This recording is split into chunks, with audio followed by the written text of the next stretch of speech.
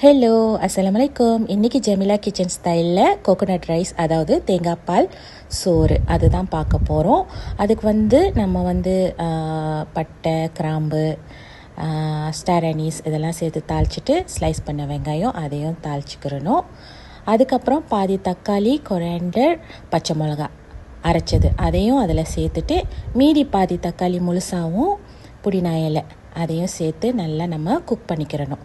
இதில் 2 table spoon ginger garlic paste போட்டுட்டு நல்லா பச்சை வாடை போகிற வரைக்கும் குக் பண்ணிவிட்டு, அதில் கொஞ்சமாக மஞ்சத்தூள்.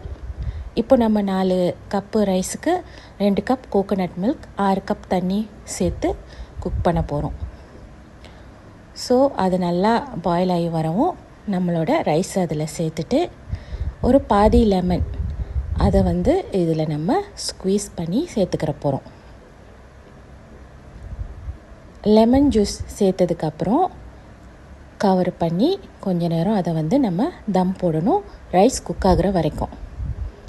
ஸோ நம்மளோட சூப்பரான கோகோனட் ரைஸ் ரெடி ஆயிடுச்சு. இந்த ரைஸ் நீங்கள் அப்படியே வெறும் பாயில்ட் எக் வச்சு கூட சாப்பிட்டுக்கலாம், இல்லை கனவா பிரட்டல், பெப்பர் சிக்கன், சிக்கன் கிரேவி இந்த மாதிரியும் சேர்த்து வச்சு சாப்பிட்டா ரொம்பவே சூப்பராக இருக்கும். கண்டிப்பாக ட்ரை பண்ணி பாருங்கள்.